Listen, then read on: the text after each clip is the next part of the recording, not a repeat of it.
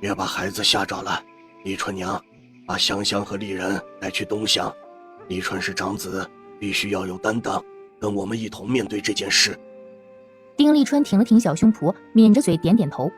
张氏觉得头顶的天塌了，哭着去拉丁丽人和丁香。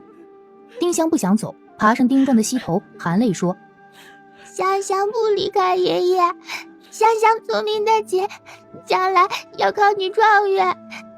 我想听，我能出主意。丁丽人也不走。姐，我将来要考进士，聪明也能出主意。搂着软软的小身子，丁壮舍不得再推开，抱着丁香进了卧房。他把丁香放在地上，打开箱子，从里面拿出一个大木匣子，又拿出10几贯大钱。丁香以为他会拿藏在墙角那个荷包，那里面的玉质地极好，若是卖了肯定能还上债。但丁壮并没有拿，直接去了堂屋。丁香又抱着他的腿，亦步亦趋跟着。那个玉佩一定比爷爷的性命还重，所以他才舍不得拿出来。丁壮把大钱放在桌上，这是咱们家的全部家底儿，家里一共有146两银子，12贯铜钱的存项，铁铺院子和炉子，打铁的这些物件，转让铁匠砌书的费用，这些能值个300两左右。这个院子值30几两银子，15亩地和地里产出的这些东西大概值100两银子，那头老牛值个800两银子。我还有几两银子的私房。我也有些私房。香香有私房，都拿出来。我们也有。我们也有。丁立春和丁立人表态，几人回屋拿私房。丁香跑去南屋，拿出那个大匣子，把底下的3张纸拿出来，藏进一只旧鞋子里，再把鞋子放在小榻底下。几个月前，丁香偷偷拿鹅毛做了一支简易的鹅毛笔，重新把那些信息记在一张纸上，又重新画了李妈妈的像和梦中的情景。他拿着匣子去了上房，因为丁池和丁壮买的几样首饰，丁香的私房是最多的，值个几10两银子。丁昭和张氏的私房有9两碎银和一些大钱，张氏把几样首饰也拿出来了。丁昭又难为情地看了丁香一眼，他把那7颗小珍珠也拿来了。生香香的时候方老大夫送的，这是南珠，能值10几两银子。唉，也对不起香香，连这个东西都拿出来了。亏空那么多钱该怎么还？丁香极是沮丧，她这个穿越女此时竟是一点办法都没有。或许可以做个香梦，把丁池和唐氏找出来，但找到他们又有什么用呢？把丁池打残打死，还是得要自家还钱。3天内一下子筹集这么多钱，他真的没有法子。看到自家把所有家当都填进去，还差这么多钱，张氏再也忍不住嚎啕大哭。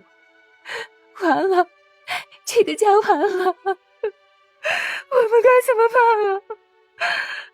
哭声极是凄厉，丁立人也跟着大哭起来。丁立春忍住没哭出声，用袖子抹着眼泪。丁香也没哭，把头埋在丁壮怀里。他觉得最柔软的情感有时会变成最强大的力量，现在只有他能给爷爷力量，让爷爷这个大家长带领全家挺过难关。丁壮拍了拍小孙女的后背，柔声安慰道：香香，香香不怕啊，有爷和你爹顶着呢，不会让你受苦的。丁壮再也忍不住，呜咽出声。他把脸紧紧地贴在丁壮的胸口，不让自己大哭。丁壮哄道：不哭，爷还有一把杀手锏呢。几人的哭声齐齐一噎，看向丁壮。丁昭有些了然，哀伤地看着父亲。只见丁壮使劲敲了几下木匣子的底部，再把底下的木板拿下来，居然有夹层。他从里面取出一把匕首，匕首的套子是牛皮，上面钉了一排铜钉，看着很是精致。丁壮抽出匕首，寒光森森，他手一甩，匕首飞出去，插在屋角的铁锹上。看到铁锹被击穿，屋里传来几声惊叫。丁壮起身过去，把匕首抽出来，铁锹上赫然有一个小洞。削铁如泥，爷，你怎会有这样的好东西啊？年轻的时候，我机缘巧合得了一小块好铁，我用了1年多的时间，偷偷的锤炼它，千锤百炼，百炼成钢，才得到了这样的好宝贝。爹，你说要留着它当传家宝的，人都保不住了，还留着它做什么呀？这把匕首应该能卖个几百两银子，不要说我打的，就说是祖宗传下来的。咱不认识有钱人，若是找的人起了贪念，既想要匕首，又不想多出钱，出价太低，我们不卖，他就告我们自打兵器。哪怕匕首真的是祖上传下来的，但因为咱们是铁匠，他们要是那么说，咱们也没辙呀。得不到银子，还恐有牢狱之灾。前年县城的张大户找我打把好剑，出200两银子，我都不敢接。他是想送龙飞镖局的二当家钱大虎，说钱二当家有收藏好兵器的喜好，还说他虽有残疾，却是最仗义豪爽，侠肝义胆。你明天去了唐家后，就去一趟龙飞镖局，只找钱二当家，看他愿不愿意买。只要他出够300两银子就卖，低了你就拿回来，咱们再另找买家。丁昭点点头，丁香心里有了底，若匕首能卖个300-400两银子，剩下的钱就不多了，以3分利继续借，以后时间充裕，他能想办法还清。唉，我们目前只能筹集这么多的钱财，剩下的只有继续借，再想办法还。好了，你们都回去歇着吧，天塌不下来。丁香挂在丁壮身上不下来，我害怕，我要跟爷爷一起睡。乖乖的啊，不许蹬被子。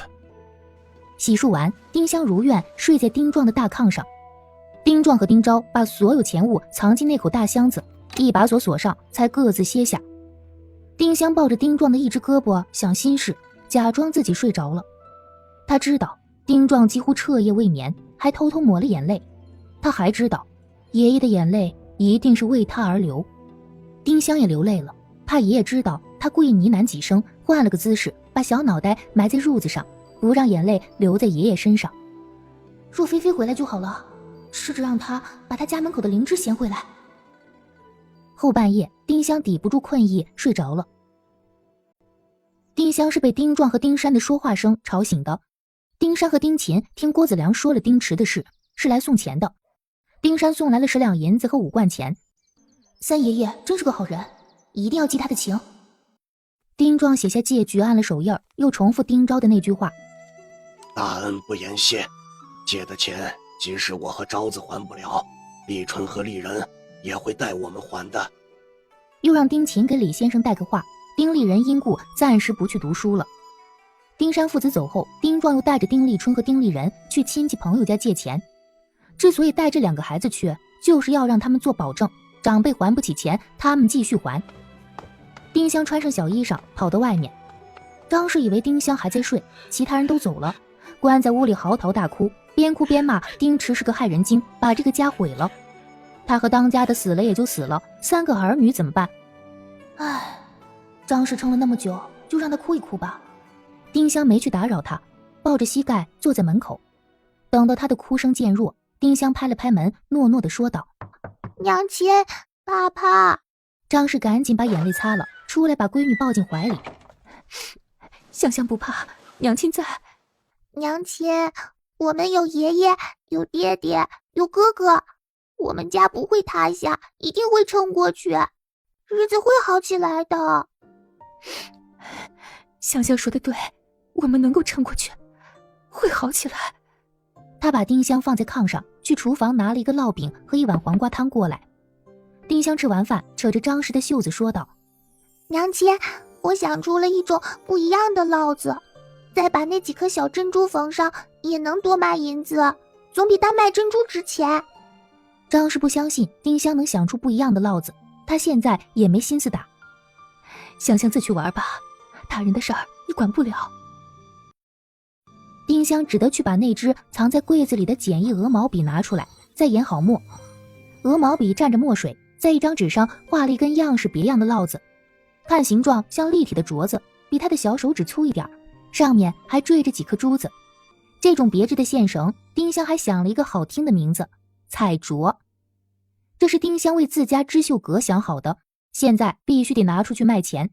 他拿出去的不只是2根手绳，还是彩镯的创意。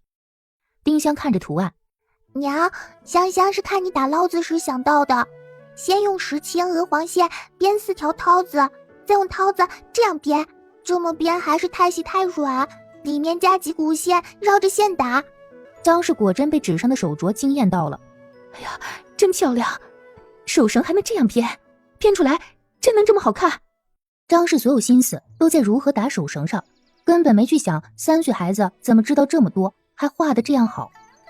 他虽然怀疑编出来的不一定有画出来的好，还是猴急的去针线篓里找出几根线，照着丁香的说法编起来。1个时辰编好大半截，再穿上7颗珠子。张氏惊艳不已，觉得编出来的一定比画出来的更好看。5时末，背着大筐的丁壮带着丁立春和丁立人回家。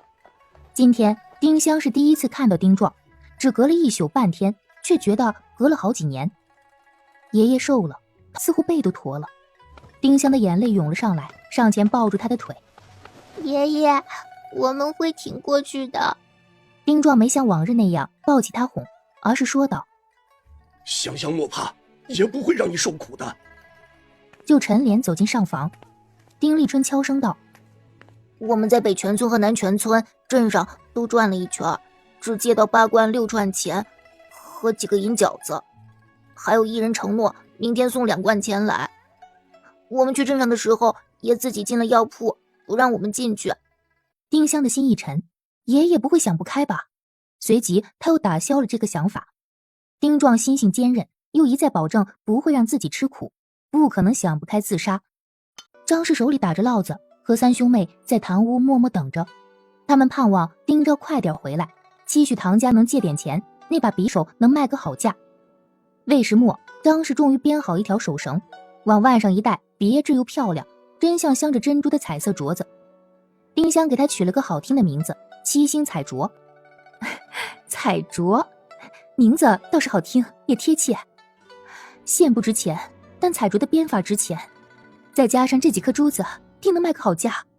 若时间充裕，卖给富贵人家的小姐，兴许能卖得更高。我熬夜多编2条，哪怕没有珠子点缀，也能多卖些钱。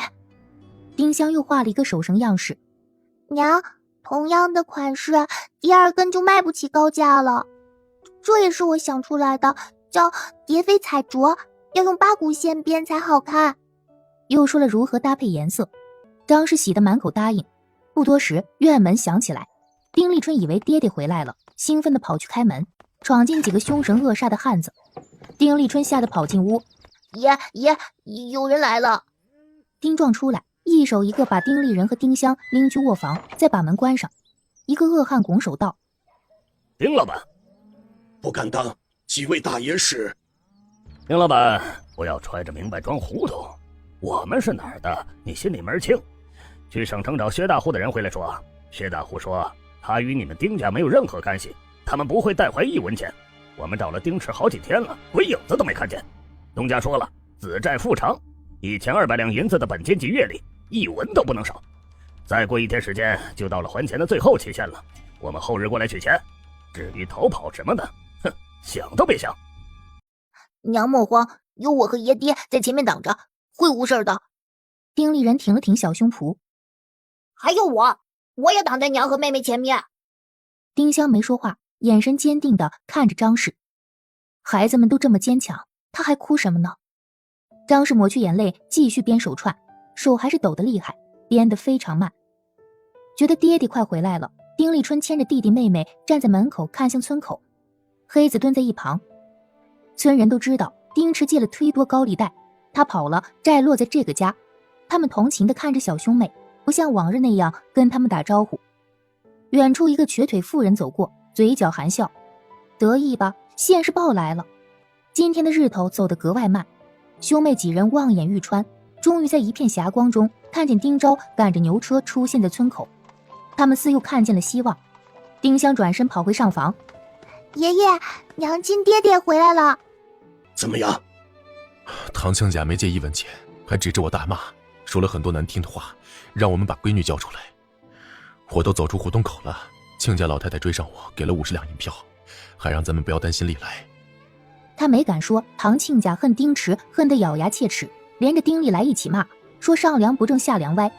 好在亲家老太太说了实话，怕交子铺的人狗急跳墙，他们已经悄悄把孩子送去亲戚家藏好了。丁壮点点头，他也担心那个三孙子。去龙飞镖局了吗？丁昭脸上有了丝笑意。去了，等到下场卫士出钱二当家才回镖局。他看了那把匕首，极是喜欢，说这么好的物事值400两银子。他把几张银票拿出来，这么多，这个数目让丁壮和屋里的人都面露喜色。钱二当家义薄云天，没有骗我们小老百姓，给了一个公道价。亲家太太的好，我丁壮记下了。450两，再加上铺子、房产等固定资产，集借亲朋好友的钱，还差100多两就能两清。明天我再去县城把首饰卖了或者当了，也能凑个30两至50两。哎，首饰价格浮动大，人家看着你着急，使劲压价也没有办法。只差110两银子，就续借。李春娘，把家里的东西拾掇拾掇，我们先搬去3房挤挤，以后把村头那几间破屋修修，暂时住在那里。爹会木工活，我会织庸寮，李春娘会打烙子，日子总能过下去的。晚上，丁香又抱着丁壮不松手，丁壮带着他在大炕睡。丁香抱丁壮的时候，有一个新发现，他胸口处有一个硬物，借着射进来的星光，看得他中衣胸口缝了一个小方块，针脚歪歪扭扭。丁香了然，那里应该是一个小包，里面装的是那块自己曾经见过的玉佩。或许丁壮心情放松，昨天又一宿未睡，很快进入梦乡，呼噜声打得酣畅淋漓。丁香伸手摸了摸，果真是玉佩。次日，丁昭拿着首饰去县城，丁香拉住他嘱咐，坠了珍珠的彩镯必须卖30两银子以上，另一根必须卖10两银子以上，因为卖的不只是漂亮彩绳，还是一种新奇的编法和别样的名字。晌午，丁叔娘来了，眼睛通红，人瘦了一圈。都怪我把侄子惯坏了。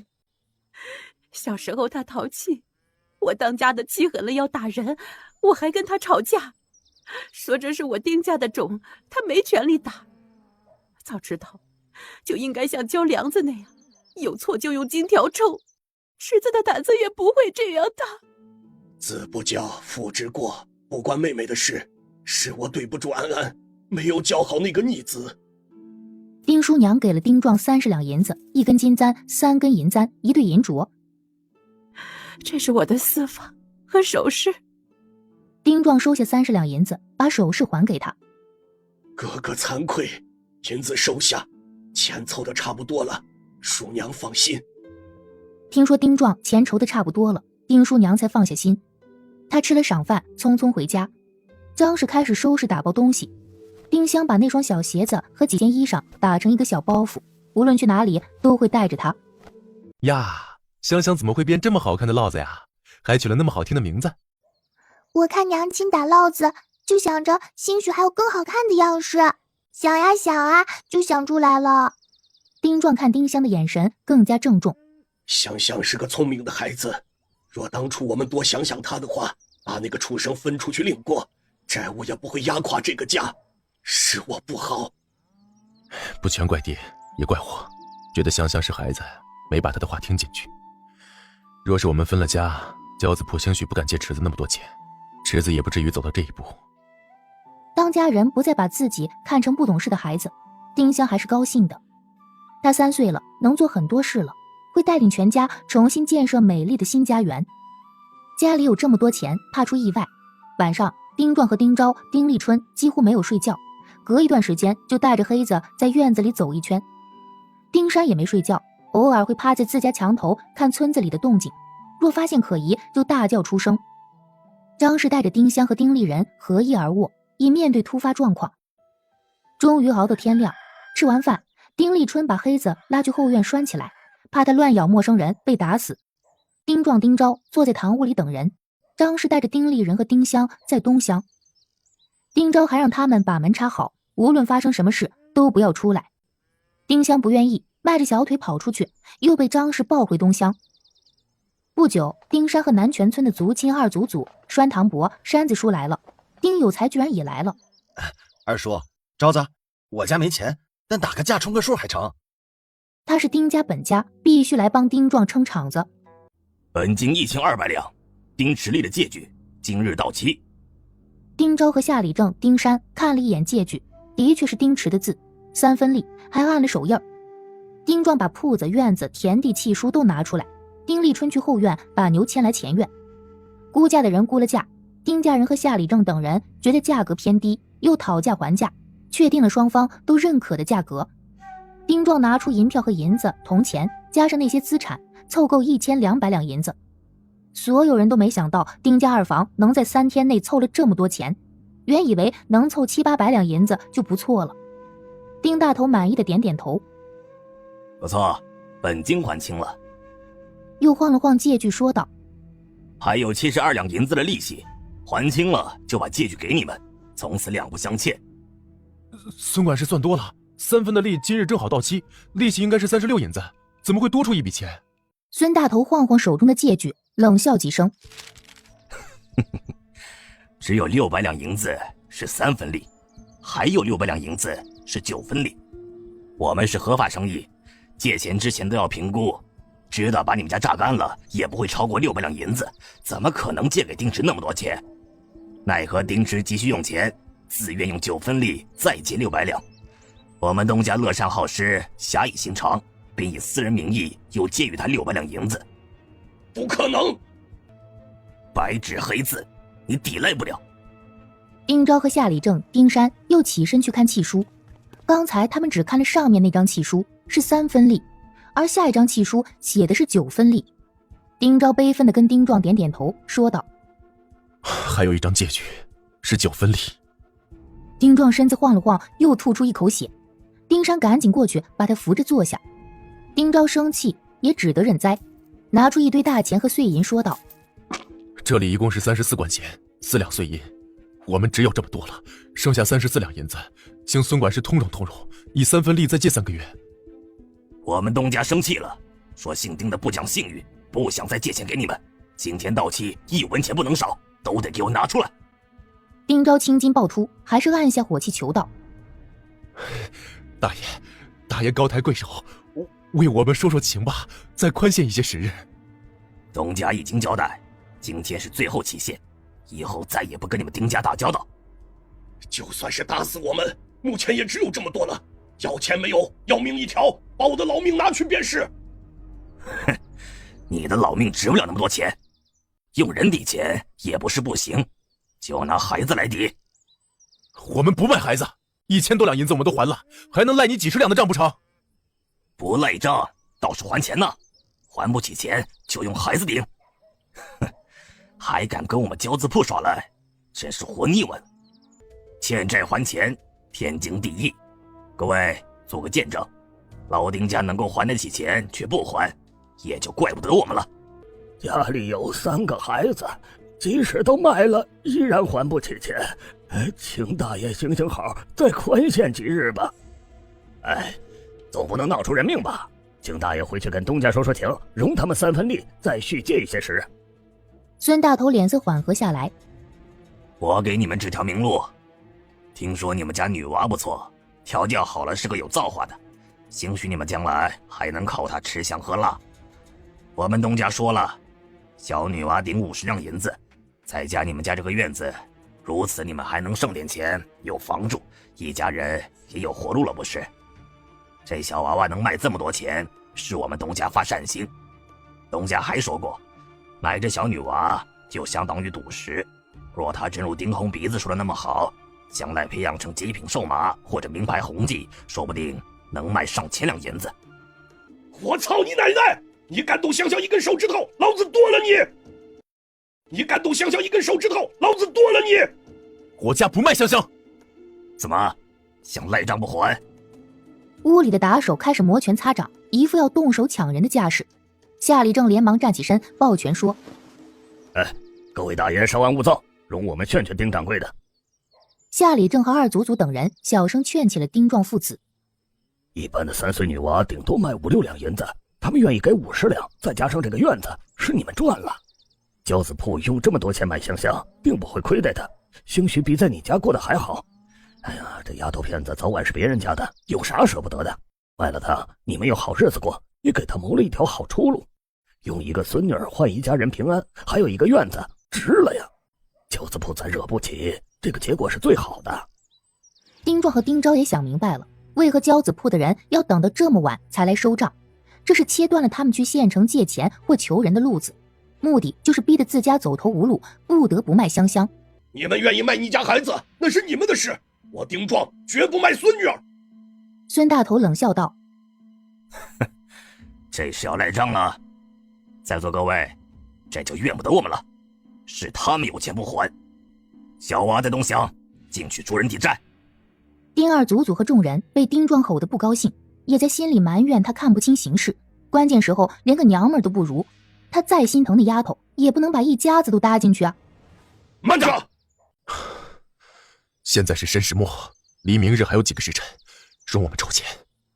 看来你们还没到山穷水尽嘛。好，再给你们一个时辰时间，借不到钱，可别怪我们不客气。丁香相信爷爷和爹爹不会卖自己，但这个难关他们该如何度过呢？不要买妹妹，出去跟爹和爷说买我吧。丁香再也忍不住，抱着小哥哥哭起来。他既恨自己此时无计可施，又心疼爷爷和爹爹。他低估了坏人的恶，若早想到他们会把主意打到自己身上，就该早想法子，而不是把所有精力都放在筹钱上。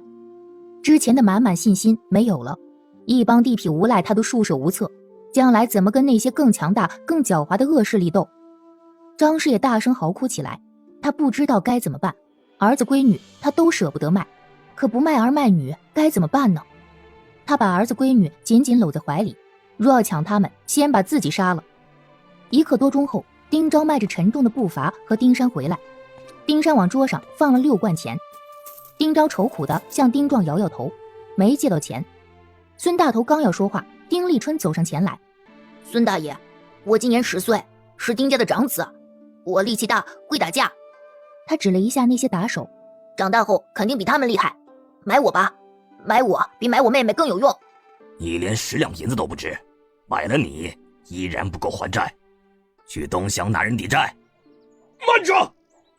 不知何时，他手里多出了一把菜刀，眼珠子通红。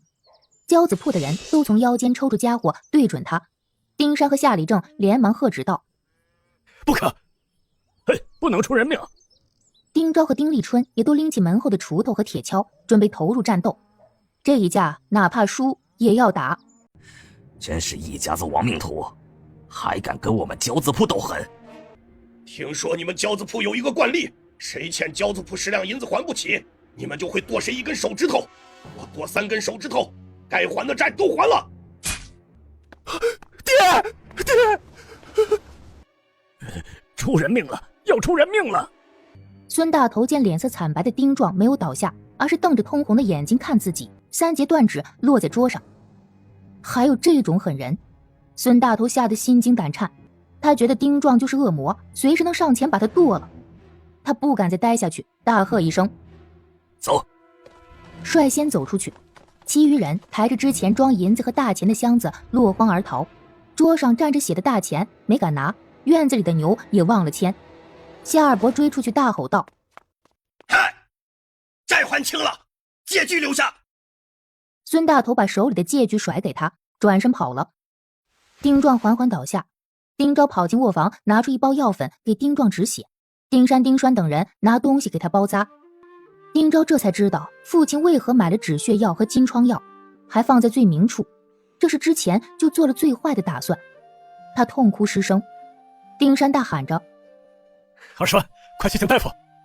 丁立春扯着嗓门哭嚎，他的腿都吓软了，不知该怎么办。张氏和丁香不知道发生了什么事，只听到丁壮的大喝声及有人喊出人命的声音。交子铺的人跑了，他们打开门冲出来，看到丁壮倒在丁昭怀里，桌上溅满鲜血。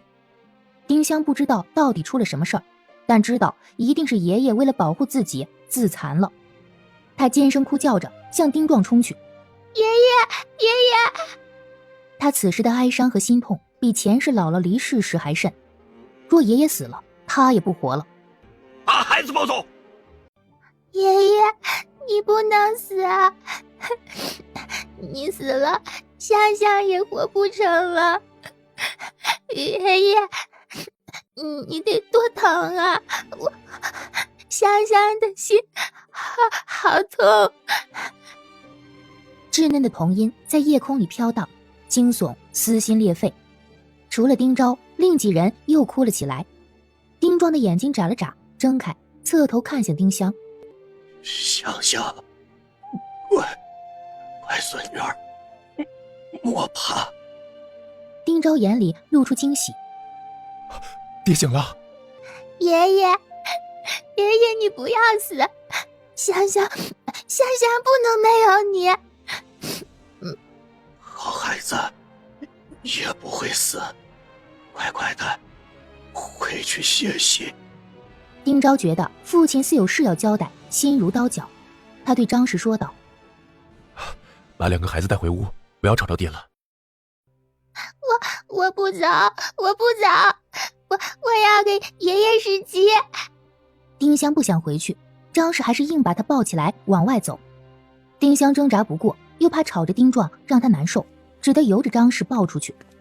丁立人看看爷爷，再看看爹爹，拉着张氏的衣裳自觉走了。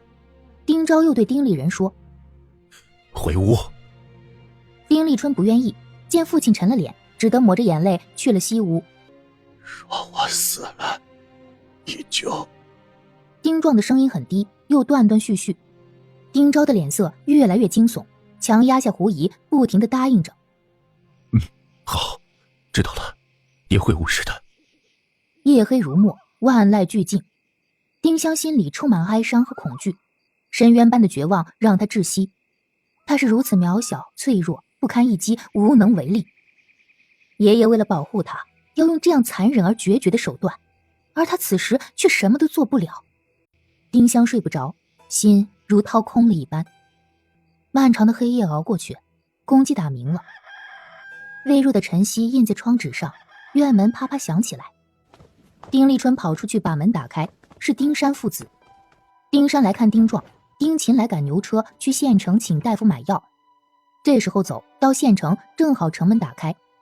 丁香和丁立人来到上房门口，丁立春堵住门不让进。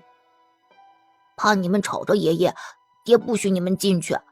我们不吵，只看看。丁立春第一次不顾妹妹的眼泪。爹说了不行，爹在跟三爷爷商量事情，莫要打扰他们。无法，丁香只得坐在门前的台阶上，丁立人跟他排排坐。不一会儿，张氏被叫进去，三人商量着。又过了一会儿，丁山急急走出去，张氏去厨房把饭做在锅里，又回东厢忙碌。丁香和丁立人对视一眼，不知大人们在谋划什么。张氏收拾完，又把丁香叫进去，给他换了衣裳，洗了脸。丁山和夏二伯接儿子夏大河来了，他们几人又在屋里商议。丁昭出来，牵着丁香和丁立人，几人进了东厢。张氏已经收拾好2个包袱。丁香知道他们要做什么，小脑袋摇得像个拨浪鼓。我不走，我要在家里陪爷爷。爹知道你早会，现在家里事多，你们在家里帮不了忙，还让我们分心。乖乖听话啊，跟着三爷爷和夏大哥去你姥爷家住一段时日，等到家里平静下来，我再接你们回来。不，我不嘛！丁香舍不得爷爷，舍不得爹爹和娘亲。我们也舍不得你，但这是你爷的意思。你若是不听话，他会伤心的，伤势也会加重。坏人已经回县城了，家里暂时无事。那些人对山里不熟，不敢轻易进山招惹你姥爷和舅舅。只有你们安全了，我们才能一心一意的跟他们周旋，懂吗？老妇剁了3根手指，算是还清债了。不知交子铺还有什么后手，得把2个孩子送走，保住他们。可是我怕爷爷会死。昨天的难关都挺过来了，还有什么比昨天更难的？为你爷祈福，他会平安无事的。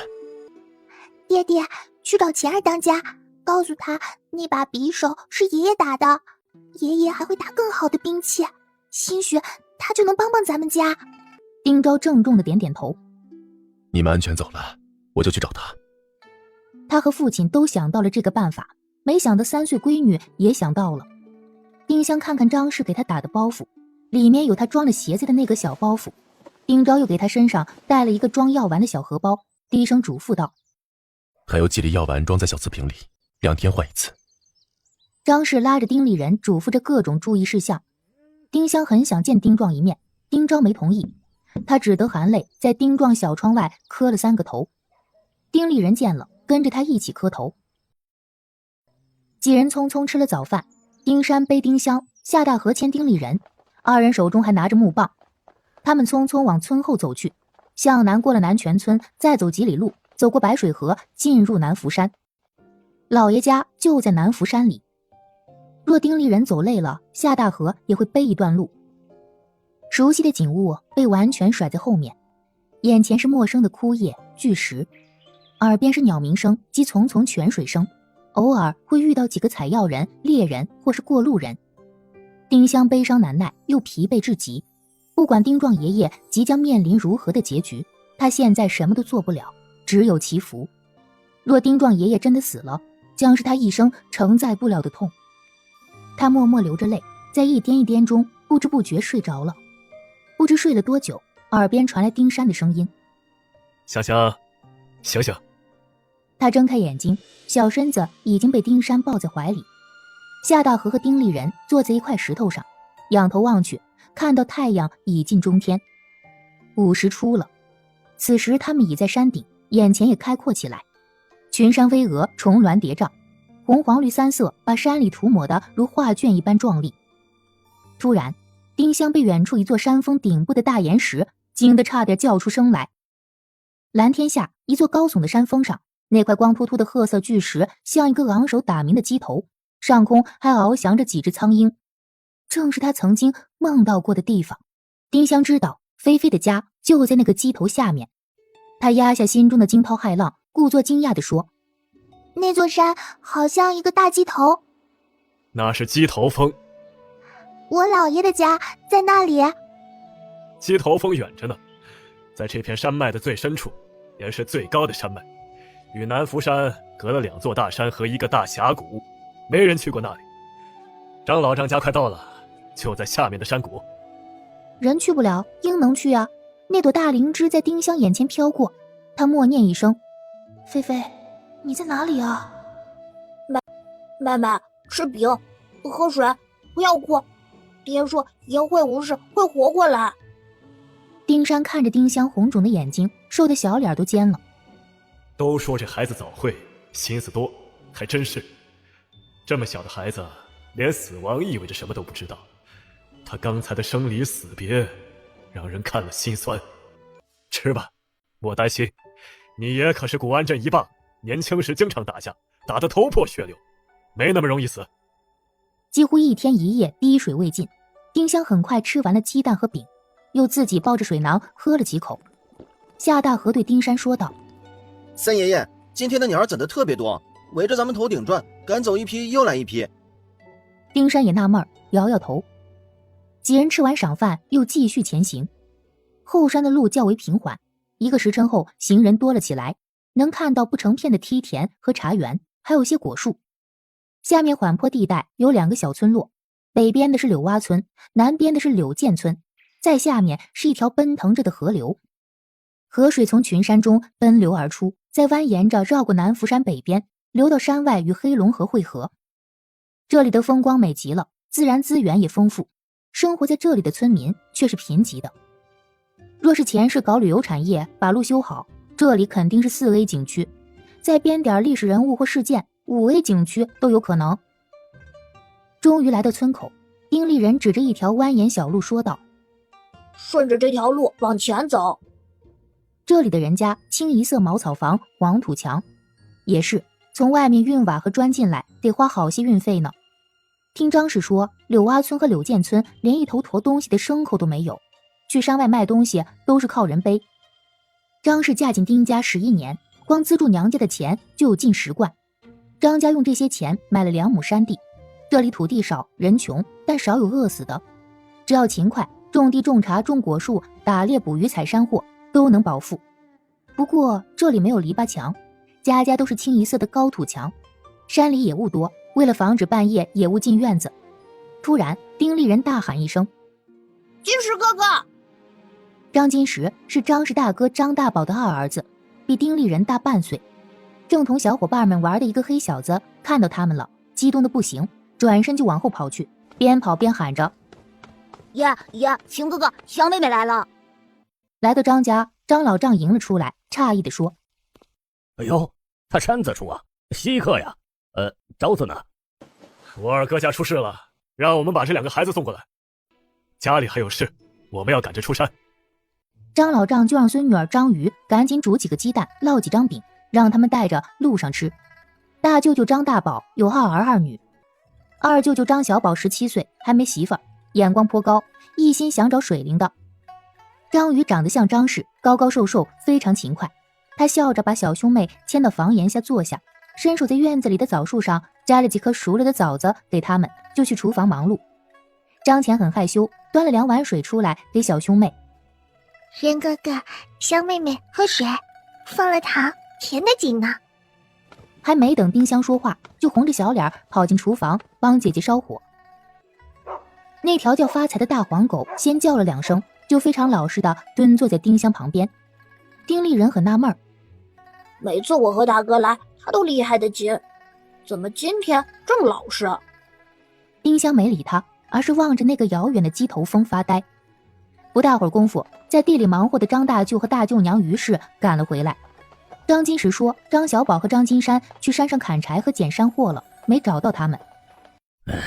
我们穷，钱财上帮不了丁亲家，这2个孩子一定会照顾妥当，想住多久就住多久，让丁老亲家和女婿放心。张家人捉了2只鸡，包了1包蘑菇，2两银子，又去邻居家买了点止血好药金蛇藤，让丁山和夏大河带给丁壮。丁香心里充满感激，娘亲之前没有白帮他们。2两银子看着不多，应该是他家一半的存项，是攒着给张小宝媳妇儿的。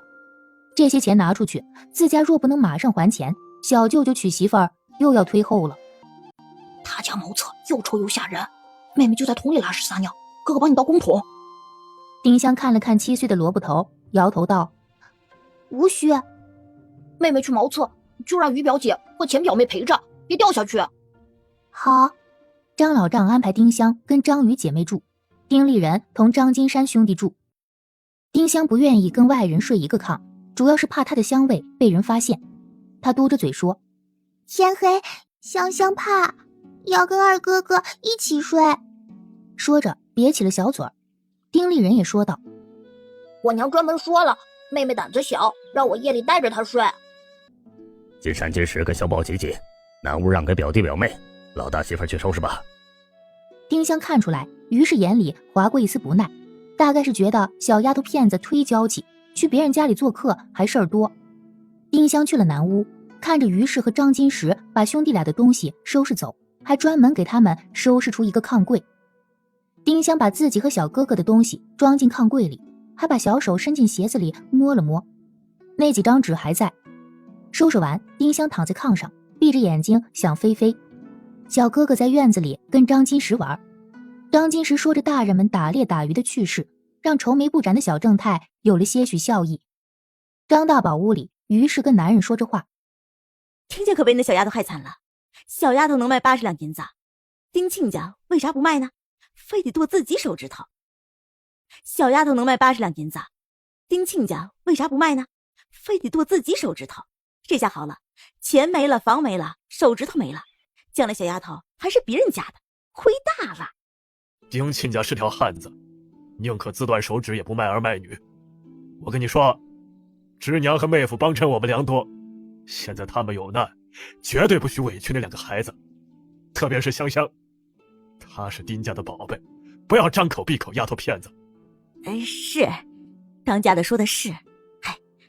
我也是替小叔着急呀，家里存项拿出去那么多，不知道啥时候才能娶上媳妇儿，只有他娶了媳妇儿，才能攒钱给金山娶媳妇儿。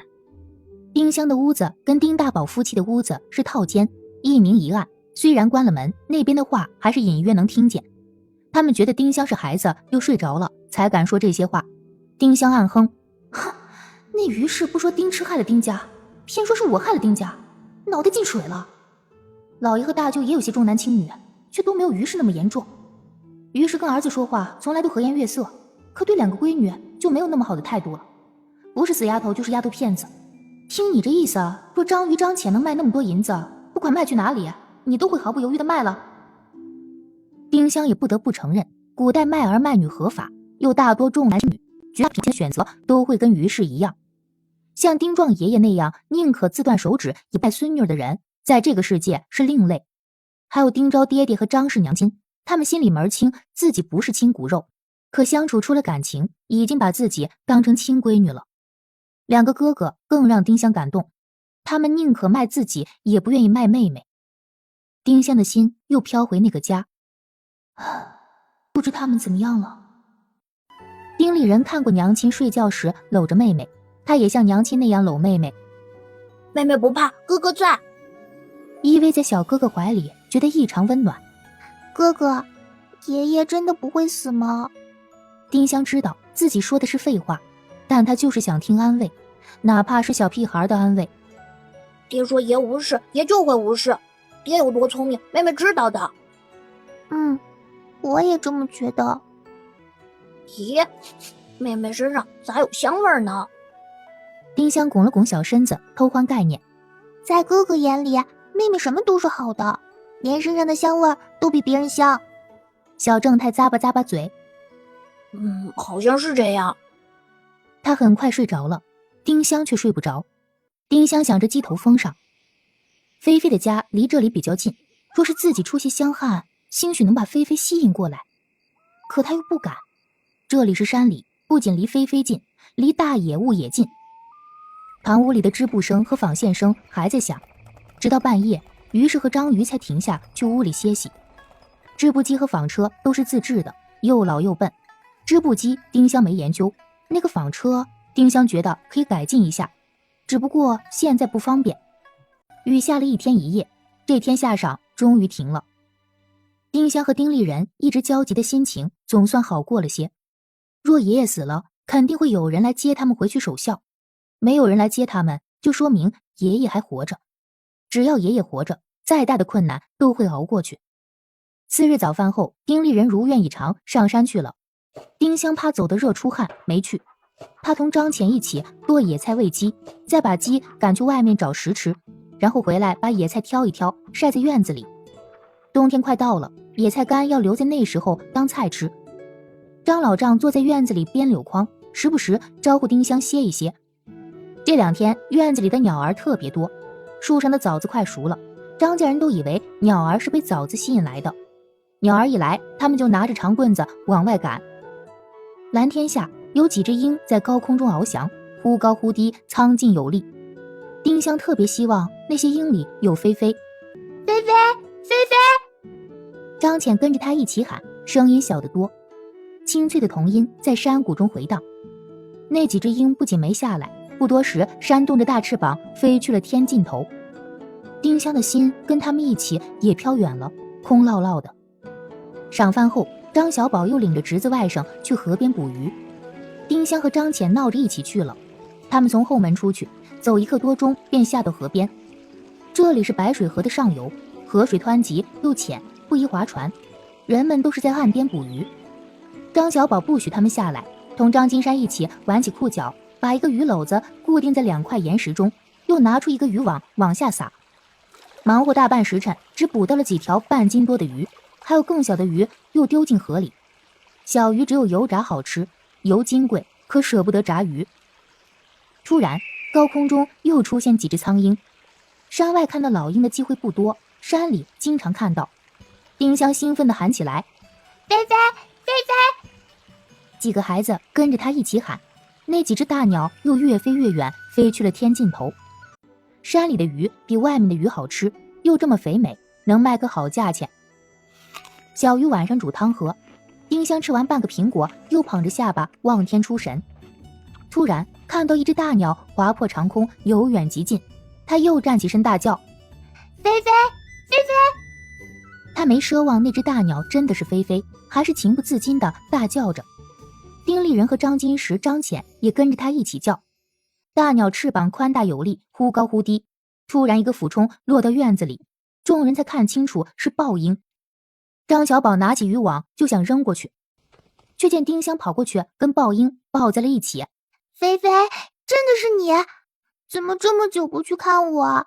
我好想你啊！菲菲咕咕叫着，把脑袋埋在他怀里。丁立人也冲了过去。菲菲，又看见你了，怎么没去我家做客？丁香抬起头，看到张家人眼里的内容。自家跟菲菲有感情，可这个贫困之家没有，在他们眼里，这就是一只值钱的豹鹰。丁香指了指菲菲腿上的烙子，这是我给她系的烙子。菲菲不满1岁的时候腿断掉了，掉在我家。我爷爷给她治好腿以后放归山林。她聪明的紧呢，每年都会飞去家里看我们。上年还给我家衔来一个大红苹果。爹爹说红苹果象征吉祥，菲菲是给我家送吉祥来了。爷爷说她是神鹰，我们必须敬着她。菲菲，我爷爷受重伤了，你一定要保佑爷爷活下来。古代人迷信，把他说成神鹰再玄幻一些，他们才不敢动他。菲菲温柔地望着丁香，丁立人多聪明啊，立即明白了妹妹的意思，也赶紧说道：菲菲飞来老爷家，也会保佑老爷一家了。看到豹鹰温柔的眼神，再听说他居然年年去丁家做客，还送给丁家一个红苹果，张家几人极是不可思议。张老丈让张小宝拿出一条小鱼来喂神鹰，菲菲很给面子的吃了。晚饭后，丁香抱着菲菲上炕睡觉，她哭唧唧跟菲菲念叨着家里出事儿了，爷爷不知活不活得过来，若爷爷死了，她也不想活了之类的话。菲菲听不懂，她还是念叨着。丁立人没有丁香那么悲观，劝解丁香的同时，眼睛一眨不眨的看着菲菲，哪怕只能看到黑暗中的一点影子。小正太兴奋的半夜才睡着，堂屋里的织布声也终于停了。又过了小半个时辰，丁香觉得所有人都睡着了，才起身穿上最厚的衣裳，带着事先准备好的小包袱及菲菲轻轻走出房门。夜风刮得树木哗哗作响，也压住了丁香弄出的轻微响声。趴在房檐下睡觉的大黄狗睁开眼睛，刚想吠，见是他们，又闭上眼睛。夜空如银，群山肃穆，半轮明月挂在中天，那个鸡头蜂在月色下如墨色剪影。渔网和绳子挂在房檐下，他站在凳子上取下来，见菲菲茫然地看着他，丁香抬起胳膊把菲菲的小脑袋夹在腋下，半刻钟后他才坐进渔网里，再把渔网在头顶拢好，用绳子在网里边系紧。他又用一根短绳子，一头系在自己身上，一头系在菲菲的身上，这是保险绳，第二重保险。他拿着苹果，拉着菲菲，指着鸡头蜂，悄声地说：那里苹果，那里苹果。他手里没有灵芝，无法让菲菲看，也无法让菲菲闻。他不敢奢望菲菲能听懂灵芝的意思，主动把灵芝摘过来，只得让菲菲把她带去他自己的家。之前是想摘灵芝卖钱，折苹果枝嫁接，现在是想摘灵芝救爷爷的命，救那个正处于水深火热的家。若是爷爷没受伤，之前的想法只是想法，他怕死，但现在他要付诸行动，哪怕死他也要去。爷爷为了他可以不要命，那个家为了保他还在跟骄子铺抗争，为了爷爷，为了那个家，他赴汤蹈火在所不惜。菲菲飞了起来，怕他飞去北泉村自家摘苹果。丁香小细指头指着鸡头蜂的方向，那里鸡头蜂，那里。菲菲飞过土墙，飞过房屋，飞过树木，向鸡头蜂方向飞去。菲菲忽高忽低的飞行，离下面的物体一直保持在2尺内的高度。飞过白水河，开始往高山上飞去。随着山峰越来越高，丁香也跟着越飞越高。丁香双手紧紧抓着，心提到了嗓子眼。明亮的月空和黑暗的森林之间，只有一个物体在移动。丁香害怕突然掉下摔死或被野物吃了，害怕无边的夜晚把它吞噬，害怕猎人把它看成猎物，一箭射死它。他的眼前又晃过爷爷、爹爹、娘亲、大哥、二哥的脸。丁香笑起来，为了他们，做任何事他都愿意。自己就当做前世的缆车，观光好了。这么想着，丁香的心情平静下来，悠然欣赏着山中夜景。菲菲真是听话的好宝宝，上了山后不是直飞，而是又往下飞，让丁香和下面物体一直保持那个距离。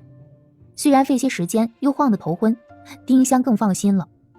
突然，丁香猛地升高，吓得她大叫出声。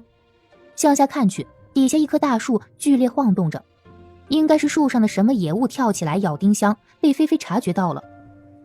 飞过2座大山，一个宽阔的大峡谷，又往上飞去。山峰越来越大，离鸡头峰也越来越近。梦中的景物真实的展现在眼前，丁香激动不已，自己真的来到这里了。丁香被稳稳放在一棵枯树的枝杈上，菲菲站在一个大鸟巢上，眼睛里有温柔，更有喜悦。丁香读懂了他的意思，欢迎你来我家做客。明亮的月光下，丁香和菲菲所处的枯树主干极粗，丁香离鸟巢不到1尺远，鸟巢旁边那朵令他魂牵梦绕的灵芝清晰地展现在眼前。灵芝比他6个小巴掌还大一点，紫黑色，在明亮的月光中泛着油光。梦寐以求的宝贝近在眼前，丁香的心猛跳几下。绳子系得太紧，解不开，丁香从包袱里拿出剪子，把绳子剪断，伸出手把灵芝摘下来，猴急地揣进怀里。若他能平安回家，爷爷就有救了，那个家也有救了。没有灵芝挡着，丁香又发现那个地方长着一个紫色葫芦状的东东，形状大小像它摞在一起的2个小拳头。这跟现实中的葫芦不一样，有些像动画片《葫芦娃》中的紫葫芦，只是小得多。丁香把小葫芦摘下，小葫芦紫中透红，葫芦口和最底下有一些细细的根须，拿在鼻子下面闻闻，气味香中带苦，有些像他前世闻过的人参，又比那味略浓。能长在这棵树上，又长在灵芝旁边，还这么好闻，不出意外应该是个好东西。他又揣进怀里，好宝贝入怀，他也有心思观察这里了。这个山洼由乱石堆积而成，上面开阔，底下狭窄，仰头便能看到鸡头峰。石头黑褐发亮，纹路奇特。一面石壁缝隙里长出这棵枯树，离上面的鸡头峰大概50-60米，一面石壁离上面30-40米，中间一圈土，斜长出梦中的那棵苹果树。树上挂着许多苹果，大半果子都红了，果子很大，比丁香在这一世见过的所有苹果都大，跟前世最大的红富士差不多。丁香又欣喜地摸摸怀里的灵芝，爷爷有救了。他倒不怕石缝里会突然钻出老鼠蛇什么的，豹鹰专吃这些东西，大型野物不容易爬这么高，目前他还是比较安全。丁香人小腿短，坐在枯树上下不去，便指着苹果树喊：苹果拿来！菲菲非常聪明地飞去树上衔了一个苹果过来，丁香接下，用腋下夹了夹菲菲的小脑袋，又折下一小根枯树枝，晃着枯树枝说道：要这个树枝。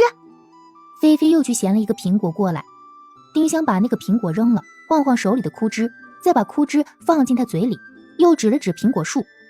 菲菲搞懂了，飞过去咬断一根苹果枝过来，枝丫有些大，上面又是分枝又是叶子，还挂着2个苹果。该拿的拿到了，他不敢再耽搁。丁香高兴地用腋下夹了夹菲菲，只掰了一小截树枝，把3个苹果用布包好，又用绳子把渔网系好。他刚把保险绳系好，就听见什么野物的吼叫声。他抬头向那里看去，只见长苹果树那面的石壁顶趴着一只黑熊，正向他吼叫着。丁香吓得魂飞魄散，指着柳洼村的方向：快走，飞！菲菲也觉得危险临近，飞了起来，飞出山洼，越过黑熊，再越过高山大河，他们来到柳洼村的上空。几个院子传来鸡叫声，天快亮了。他们降落在张家院子里，大黄狗睁开眼睛见是他们，又闭上眼睛继续睡。丁香用剪子剪开绳子，把渔网挂好，打扫完战场，把菲菲用嘴啄过的那个苹果放在房檐下，让菲菲在一旁趴着。丁香悄悄进屋，丁立春正睡得香，他把灵芝、小葫芦、树枝、2个苹果藏进炕柜的包袱里，又换了昨天穿的衣裳跑出去，故意弄出声响。他抱住菲菲，高声惊叫起来：菲菲回来了，太好了呀！还衔了一个红苹果回来呢。菲菲，你怎么这么好啊？菲菲愣愣地看着他，意思是真能装。怎么回事啊？出什么事了？丁香双手举起一个大红苹果。昨天半夜菲菲要出去，我以为她想回家，就打开门让她飞走了。刚刚听到她的声音，跑出来看，菲菲又回来了，还掉了一个大红苹果呢。月光下，那个苹果又大又红，上面还有一个洞。众人极是惊讶。张老丈拿着苹果，嘴里发出啧啧声。哎呀，我活这么大岁数，还是第一次看见这么大、这么红、这么俊的苹果。接着，张大宝、于氏、张小宝、张瑜、张金山、张金石、丁立人都拿着看了一眼，不可思议地议论着：他从哪里调来的？不会是仙界的苹果吧？哇，真是神了！老爷，我爹说苹果代表平安，我想带菲菲和一半苹果回家，让我爷平平安安，不要死。意思是再留一半苹果给你家，让你们也平平安安。丁立人高兴地跳了起来。我也要回去送平安。神鹰送平安，这真是一个好兆头。张家人都希望丁亲家能挺过这一关，更希望神鹰送的红苹果能让自家平平安安发达起来。他们完全没有了掠夺豹鹰的想法，有的只是无限崇敬。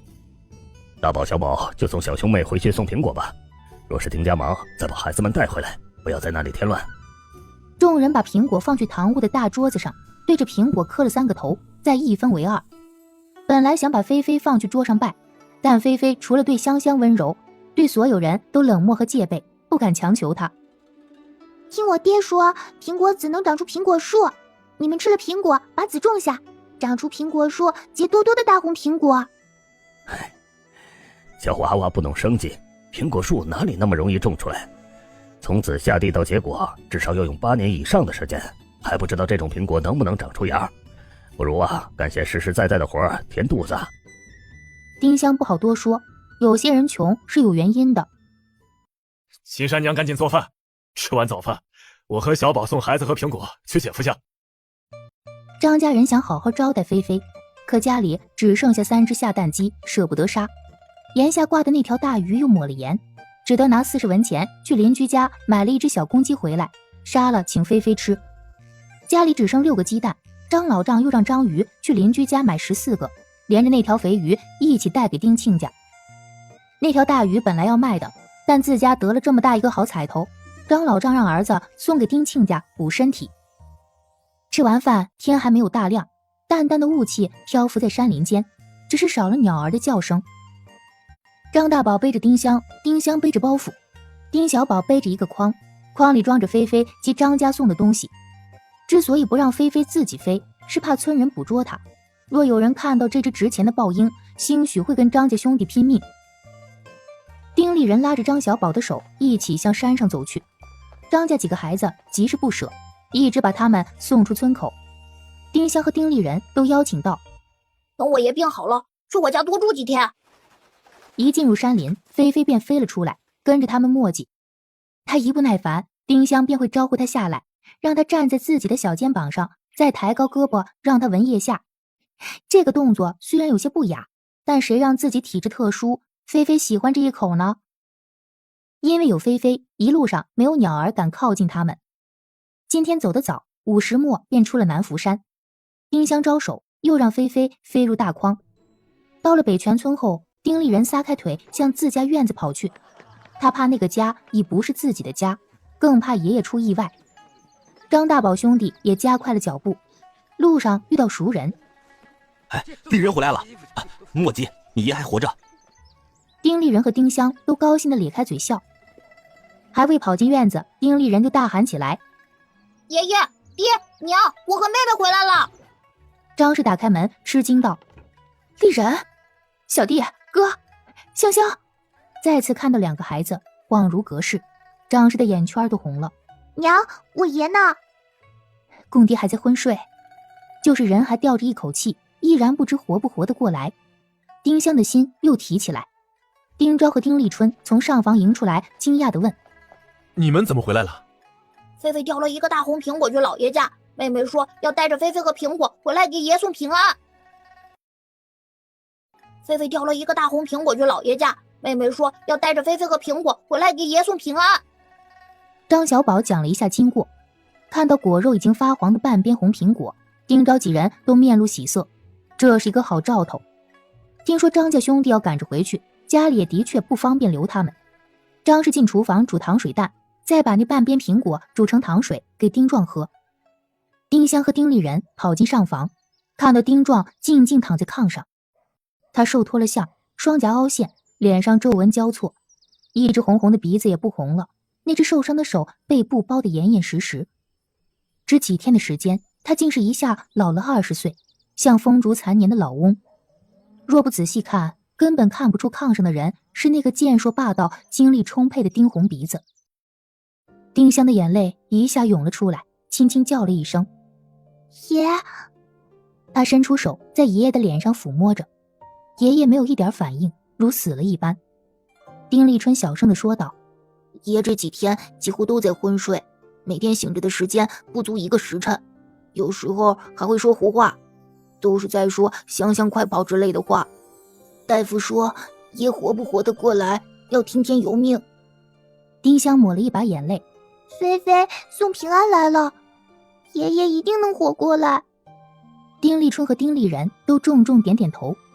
张大宝和张小宝进屋看了丁壮，又退到堂屋。丁昭小声讲了这几日发生的事情。张家兄弟每人吃了2个甜水蛋，又啃了2个大饼，急急回家了。丁香回南屋，把包袱放好，把小凳子放在大椅子上，再爬上小凳子，把紫色葫芦放在柜顶上。他不知道这是什么，有什么用，就暂时不告诉他们，没必要让菲菲多飞一次。丁香拿出灵芝和苹果汁，2个红苹果，把丁昭几人叫去东厢厅屋。爹爹娘亲，菲菲不止叼回来1个苹果，她最先叼回来的是这朵灵芝。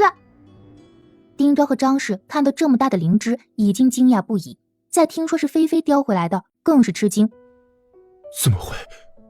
怎么会？我怕老爷他们把菲菲拿去卖钱，夜里偷偷出去把菲菲放了。我还没睡着，就听到菲菲在窗外咕咕叫，跑去一看，她叼了这东西回来。我在药铺里见过，爹爹说这是灵芝，能治病，我就想着拿回来给爷爷治病。这事儿匪夷所思，让人不敢相信。但灵芝摆在面前，菲菲正温柔地看着丁香，又由不得他们不信。我谢谢了菲菲，又让她飞走了。我进屋不久，听到她咕咕叫，看到她叼回来的这根树枝上面还挂着2个苹果。我不知道她为什么要叼树枝回来，她又飞走了。我把树枝和苹果拿回屋没多久，她又飞回来，叼了1个苹果。我想把灵芝拿回来给爷爷治病，跟老爷他们说菲菲只叼了1个苹果回来。这一连串的飞走又飞回，震惊了在场的人。菲菲真的神了，知道爷爷病了，叼来灵芝救命，还叼来苹果报平安。昨天妹妹抱着菲菲哭来着，说爷爷快死了，她也不想活了，一定是菲菲听了妹妹的话，才叼灵芝和苹果回来。他觉得妹妹真聪明，在老爷家只说了苹果，没有说灵芝。丁昭拿起灵芝，手抖得厉害。这是紫芝，我在京城的千金医馆见过不少灵芝，品相都没有这么好，也没有这么大。不出意外，这朵灵芝在几百年甚至1000年以上。卖个好价钱，给公爹请好大夫，买好药，公爹就不会死了，借亲戚朋友的债也能还清了。说是去省城卖最好，那里有更好的大夫和药，也能卖个好价钱。但是省城太远，赶牛车来回最快要7、8天，会耽误父亲的病情。还是去县城医馆卖吧，明天就能请最好的大夫过来。留一半灵芝给爷爷补身子。他直觉那棵枯树存在于世不止1000年，长在那上面的灵芝必定比长在别处的灵芝更有灵气。留一半多了，灵芝再补也比不过山参，卖大半，多卖些钱买山参。菲菲叼回来的灵芝一定比山参更好。丁昭看看闺女，若当初父亲和自己多听听闺女的话，家里也不至于这样。他没有再犹豫。好，那我听我闺女的。不过父亲现在太弱，能不能吃灵芝还要看大夫怎么说。他看向站在一边静静望着闺女的菲菲，弯腰笑道：谢谢你，菲菲，你是我们家的大狠人。菲菲的本事不能传出去啊，会给她招祸的。小哥俩点点头，若坏人知道菲菲的好，定会想办法把她抢去，就像当初那些坏人想抢妹妹一样。过会儿我同立春一起上山砍柴，北壁口那边有一个悬崖，悬崖下2丈处有斜长出来的枯树，就说立春不小心掉下悬崖，正好掉在那棵枯树上，没想到枯树另一边有朵灵芝，他摘下灵芝，我用绳子把它拉上来。这个理由牵强，却由不得人不信。丁香默默为老爹点赞，聪明。他又天真的问：爹爹，这根苹果汁有用吗？我想着是菲菲叼回来的，肯定有用，可又想不出有什么用。丁昭抱起丁香亲了一下。当然有用，有大用。闺女暂时收好，等忙完眼前的事再用它。我闺女啊，的确是大福之人，把菲菲带到咱们家，菲菲又带来这么多好物，那2个苹果都给你爷熬水喝，吃了菲菲叼回来的苹果，一定能活过来。他拿着绳子同丁立春一起进山砍柴。之前他家的柴大多用钱买，现在家里没钱，要自己去山上砍。丁二夫还送过2捆柴火来，让丁昭和张氏很是吃惊。家里还有几只鸡是留着给丁壮补身体的，张氏杀了1只招待菲菲。明天卖了灵芝，给菲菲买羊肉回来打牙祭。丁香又去上房，菲菲1摇1摆跟在后面。为了市集，丁昭把东厢的小榻搬了过来。丁香和丁立人坐在小榻上，静静看着昏睡的丁壮。菲菲则站在小榻上，温柔地看着丁香。她偶尔会用小脑袋蹭蹭丁香，实际上是在用小鼻子闻丁香。天黑透了，丁昭和丁立春才各背1捆柴回家。为了逼真，丁立春把自己膝盖、胳膊弄出一点擦伤，走路还一瘸一拐。哟，立春，你这是怎么了？啊？在北壁口砍柴的时候摔下悬崖，好在是落在树上了，被我用绳子拉上来，真是险。哎呦喂，这小子命可真大呀！啊！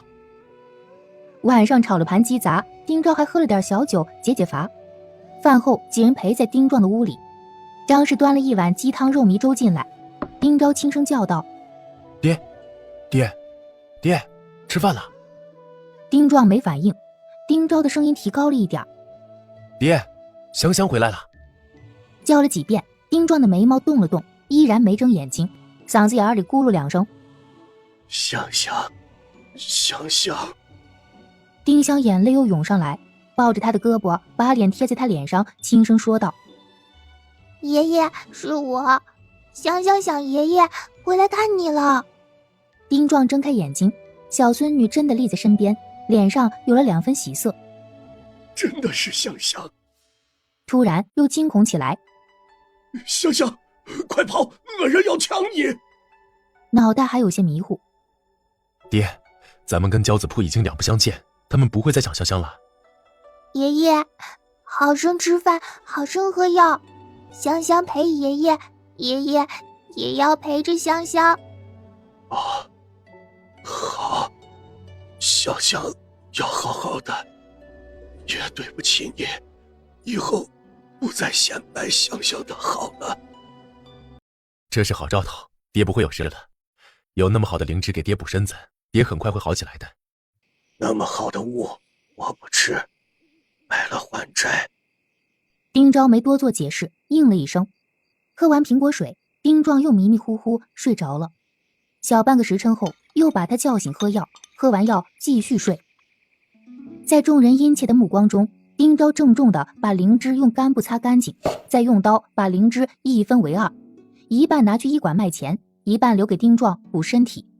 他把其中1片切成厚片，用火慢慢烘干。这是他在京城千金医馆学的，灵芝炮制简单，这就算炮制好了。丁香又想起那个紫葫芦，若它是药，自己不会炮制，只得等它慢慢风干，不知会不会影响药效。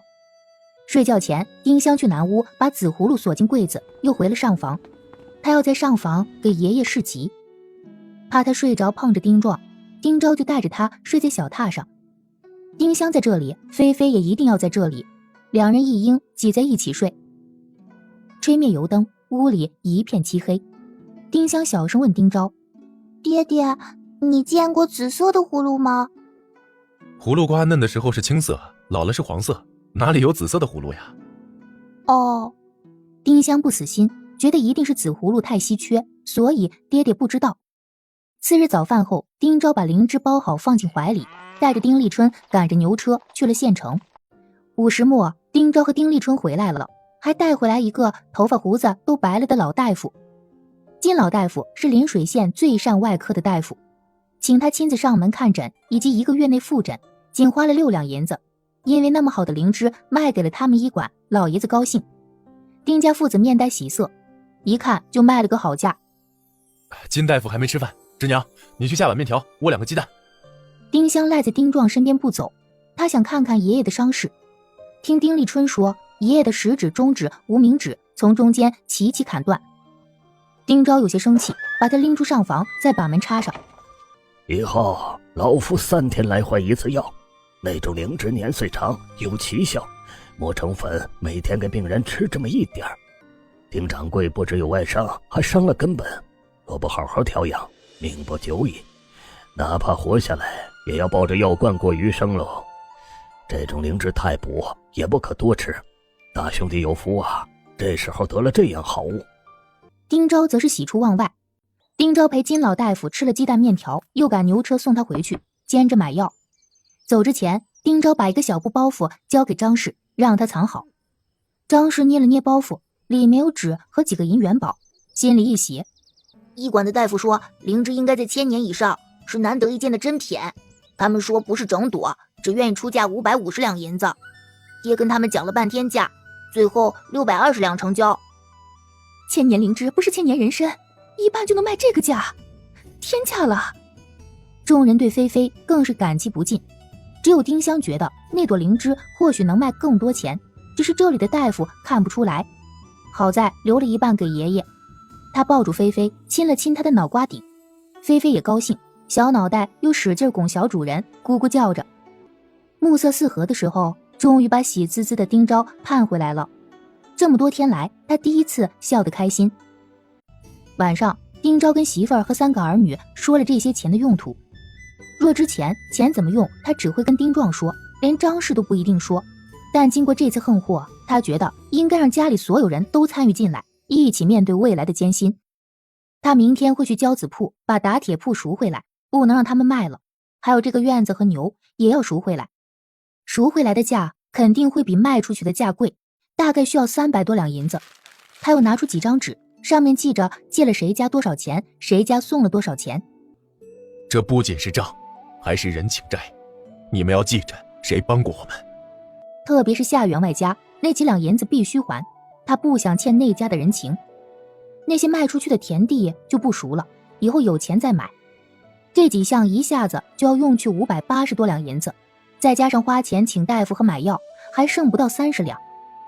之前以为穷尽丁昭一生也不一定还得完外债，还要让丁立春、丁立人继续还，没想到几天之后就峰回路转，都还上了，还能把铺子和房子赎回来。从负债累累到家有结余，这是他们昨天以前做梦都不敢想的。关键是丁壮活下去的希望更大了。丁昭看看丁香，他恨透了丁池，对他的什么唐氏旺夫之说更是嗤之以鼻。可小香香因为带回菲菲，又出乎意料的让这个家起死回生。难道香香极望之相是真的？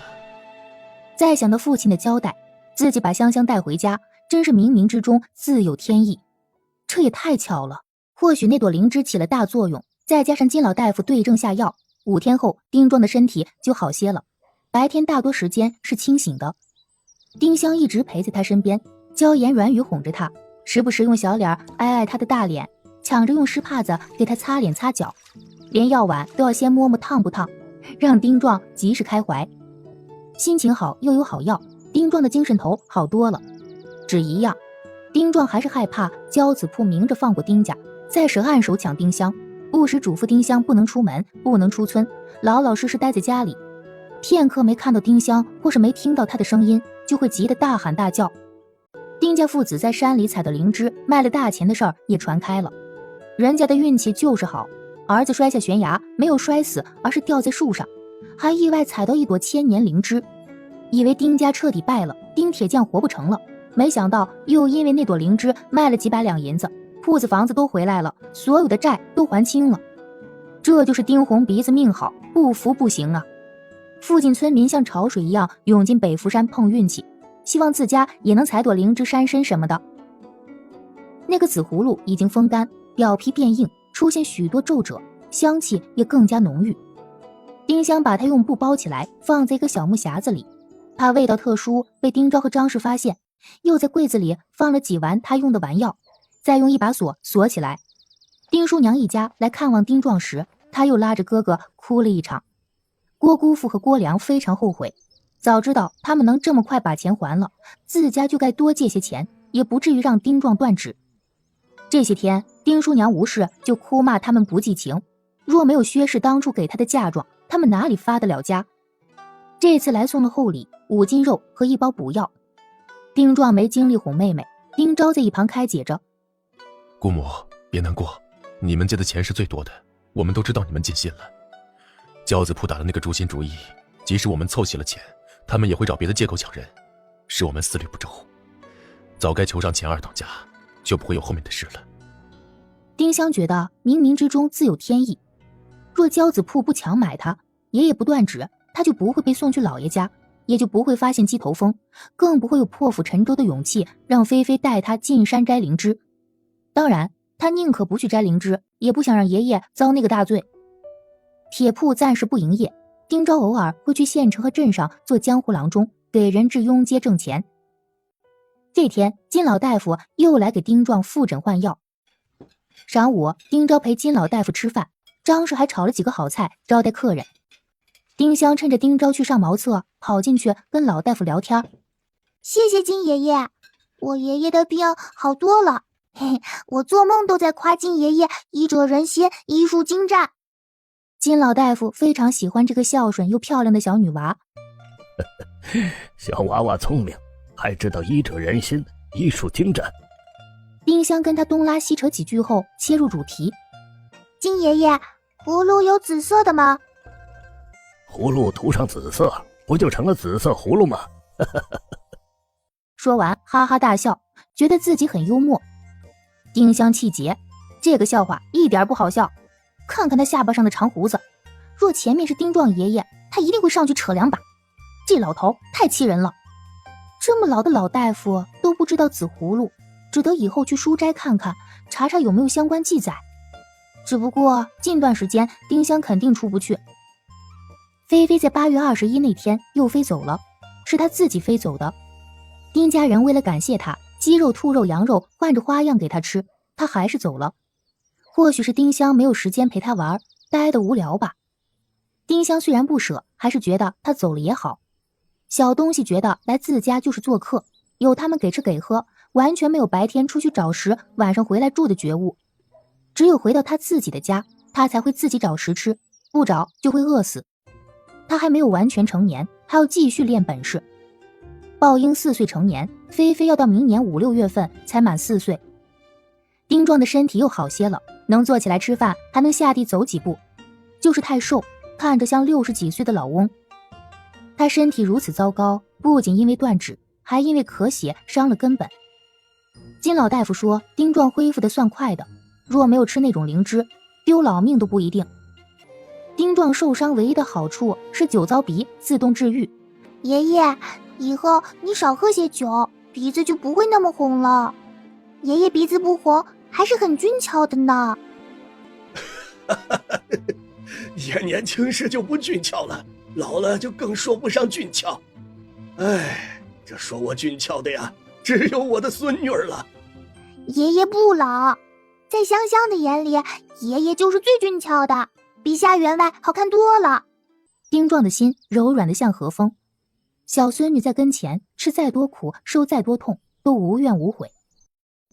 23那天，丁昭一家把苹果树上的苹果都摘下来，把树锯的只剩2尺高的树干，又把菲菲叼回来的树枝切成4小节，请人嫁接在原木上。丁香很佩服爷爷和爹爹的魄力，这棵苹果树每年会为家里挣3、4两银子，砍了重新嫁接，起码要3年以后结果，5年以后才进入丰果期。不是所有人都愿意把看得见的钱丢了，寄希望于几年后。就像张老爷8年后能挣钱的事儿，根本不屑于去做。丁昭的说辞是，算命先生说了，家里这棵苹果树长歪了不吉利，家里才出了大事儿。锯了重新嫁接成新树，风水也就改变了。丁昭也不算乱说，之前那棵苹果树的确有些歪，没有了那棵树，院子一下变了样，光秃秃的，阳光更充沛了。新的气象，新的开始。但愿这节光秃秃的树桩能快快长出新芽，3年后能结出好吃的大红苹果。那2个半苹果的籽用凉开水泡过后，种在了瓦盆里，期许明年春天能长出苗来。后年种进土里，几年后开花结果。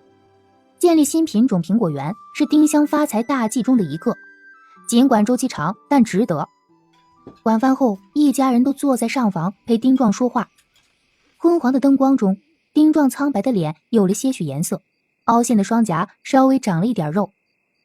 我查了黄历，9月初1是个好日子，那天铁铺重新开业，多买一些爆竹去煤气，月底再请天客，感谢那些帮助过我们的人，最要感谢钱二当家，他不会来咱们乡下地方喝酒，招子买份厚礼送过去。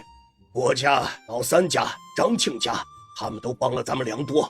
老三出的钱虽然比郭家少，但那是他家最大的能力，几乎把家里都掏空了，再花钱请人去柳洼村请张庆家一家，他家那么困难，把娶儿媳妇的钱都给拿了过来。最重要的是，因为香香去了那里，才把菲菲吸引过来，才得了救了一家子的灵芝。铁铺是该开业了，也的确该给钱老爷送份厚礼。至于请客，还是等爹的病好些了再请，爹也能跟他们喝上几盅。老妇的伤没好，他怕老妇一高兴就管不住嘴，多喝酒。爷爷现在不能喝酒，大夫说了的。那请客就再缓一缓，我好多了，不需要市集。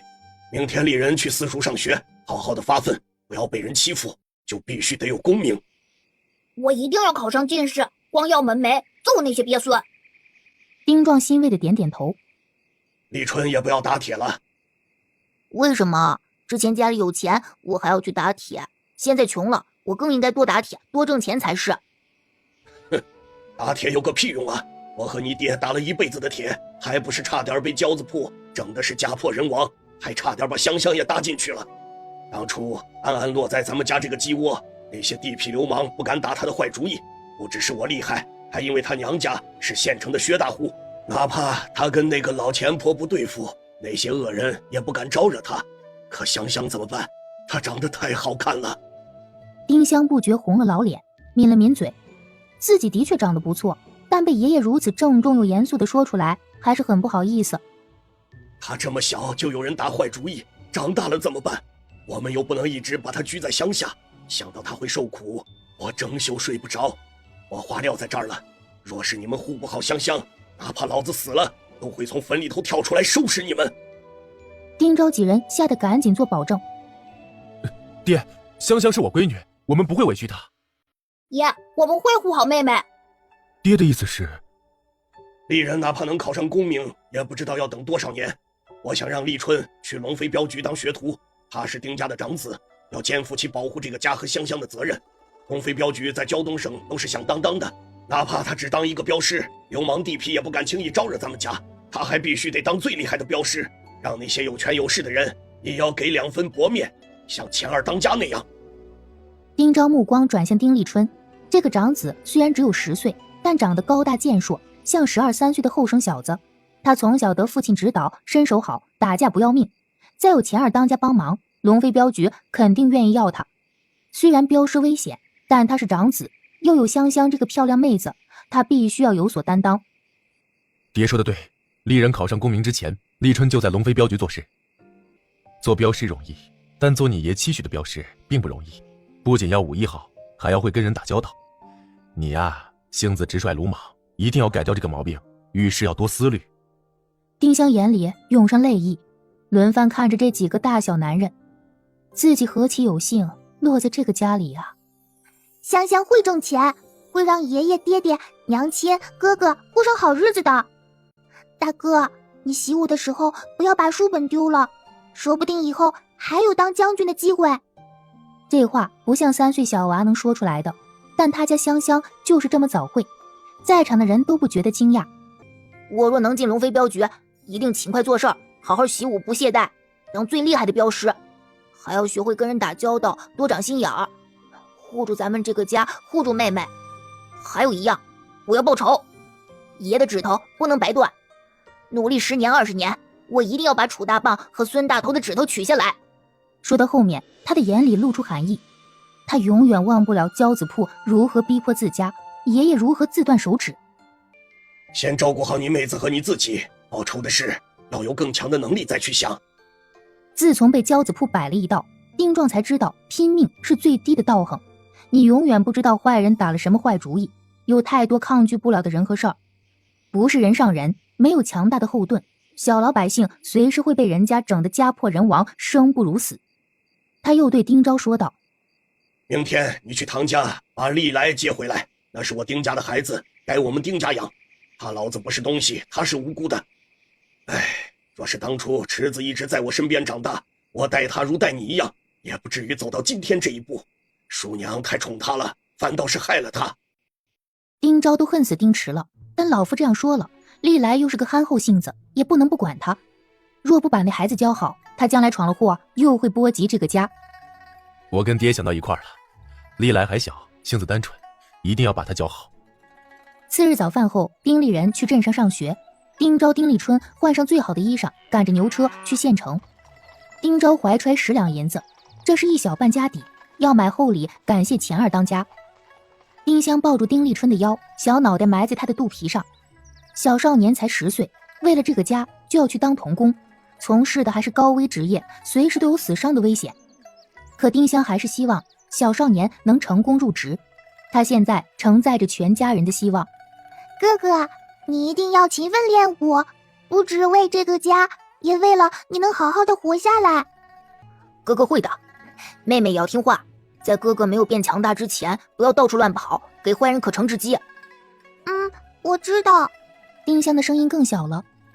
报仇不能只凭蛮力，从现在开始，哥哥要注意交子铺和楚大棒，收集最有力的证据，偷偷进行，不能被人发现。哥哥知道，嘿嘿，妹妹真是小人精。他又闻到妹妹身上夹杂在药味里的幽香，这种香味他之前就注意到了，问过爹爹，爹爹说他闻错了，是药丸里的香。但现在他终于品过味儿来了，这是妹妹本身带有的香味。妹妹不止长得好看，还有别人没有的幽香。他必须要强大再强大，才能护住妹妹，护住这个家。5时初，丁四父来了，他扭扭捏捏走进丁壮的卧房。丁壮的笑除了给孙女儿，对别人都很严肃，对丁四父亦是如此。丁四父更怕了。四父哥哥坐。丁四父的小脸更红了，扭捏的从怀里掏出4个野鸡蛋。这是我捡柴火时看到的，孝敬二爷爷，二爷爷莫嫌弃。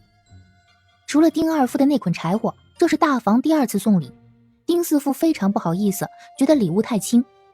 二爷爷受伤后，3爷爷和许多村民都送了礼过来，他也建议爷爷送2只鸡来，可他娘一听就拍他脑袋几巴掌。败家玩意儿，二房连1000两的银子债都还得起，还稀罕你家2只破鸡？咱家穷，只有几只下蛋鸡，二叔他们瞧不上，送礼什么的就算了，咱们呀腿脚麻利些，多去看看，帮着干干活。丁力也这样认为，每次去看丁壮都是空手，还觉得在2房最艰难的那天，大儿子去帮忙撑了场子，2孙子还去浇了菜地，这就是亲戚情分。今天丁四父终于在山脚灌木中看到4个野鸡蛋，连捡的柴火都没顾上拿，赶紧藏在怀里，一瘸一拐跑来二爷爷家送礼，还怕被爹娘看到，一路鬼鬼祟祟。好孩子，二爷爷家不缺蛋，拿回自家煮着吃啊。我吃了二爷爷家的肉和糖，香妹妹对我也极好，我一直想着要孝敬二爷爷。我家穷，不能像别人家那样。他不知道该怎么说，有些语无伦次，也很羞愧。张氏知道丁四父的好意，但怕王氏知道他把鸡蛋送来这里揍他，还会觉得自家连小孩子捡的几个野鸡蛋都贪图。他笑着说：“四父的心意啊，我们领了。你这么瘦，还是拿回家补身子啊。”不。丁四父急得小手使劲晃着，眼泪都快出来了。这是四父哥哥的心意，爷和娘就收下吧。丁四父猛点着小脑袋，丁壮难得挤出几丝笑。好，二爷爷领你这个情了。丁四父走的时候，张氏又塞了几块饴糖在他手里。丁香送他出去，看到那个一瘸一拐的小身影欢快地跑着，很快消失在前面的一棵大树后。这么小就知道送礼，真是聪明又记情的好孩子。以后得想个什么法子帮帮他。只不过已经过了这么久，瘸腿是无能为力了。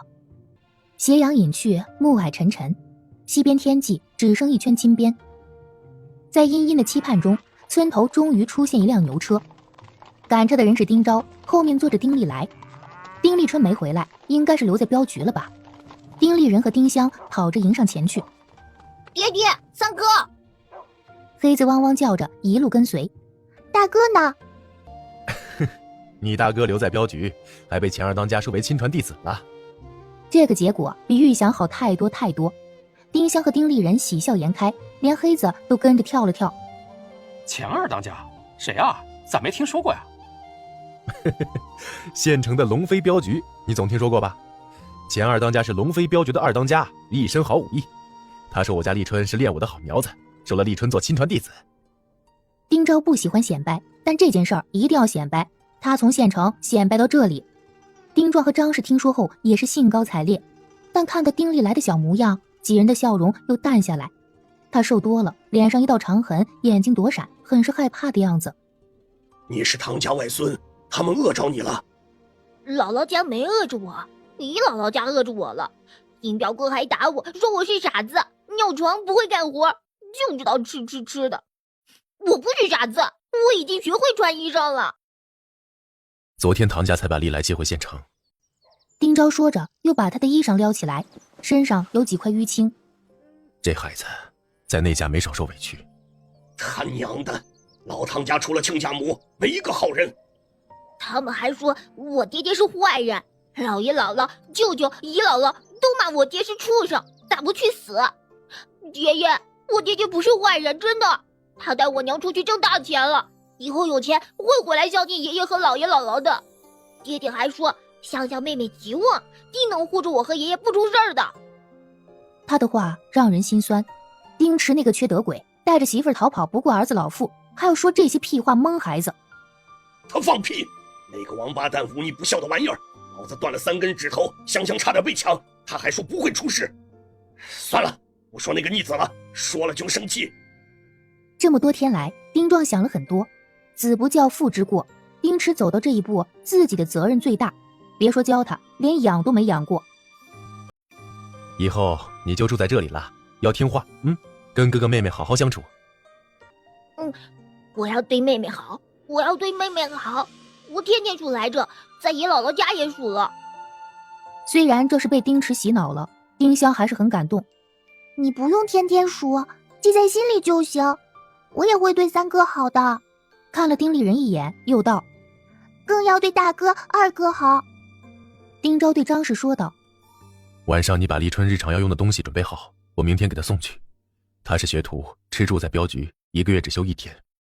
丁立春虽然是钱二当家的亲传弟子，但也是龙飞镖局的学徒，除了练武练骑马，还要做许多杂事。丁昭又讲了找钱二当家的经过。钱二当家仗义，晌午还请我喝了酒。他说爹是条汉子，后人也错不了，还说立春是学武的好材料，在他的调教下定会武艺高强。我也是才知道钱二当家10多年前中过武举，在徽州军队供过职，可惜在一次打火铳的时候炸没了左手，不得已离开军队回老家荣阳。龙飞镖局请他当二当家，他不管押货，就是调教镖师武艺。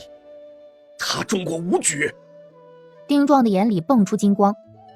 对呀，他的武艺中武进士都没得说，就是策略没考好，才没考上武进士。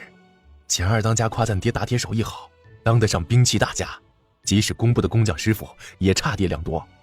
他以后若是能找到好铁，就请爹偷偷打一把宝刀。丁壮点头允诺，就是拼着坐牢，他也要还钱二当家这个情。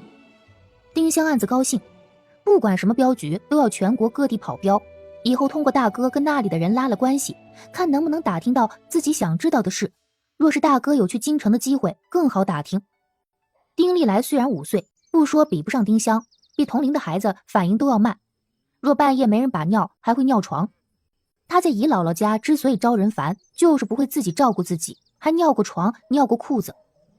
李春娘多费些心，多教教历来好的生活习惯。他娘在的时候什么都不管。娘亲忙，我教三哥做事。是啊，这个孙女能干着呢。怕影响丁立人同学发愤图强，没安排丁立来跟他一间屋，就安排他住东厢南屋，之前给丁香准备的那间屋，方便丁昭和张氏照顾。丁香不愿意了，他做梦都想跟丁昭夫妇分床睡去那个屋，怎么能他还没住进去，别人先进去呢？我会照顾三哥，我们住一间屋。你才3岁，离不开爹娘。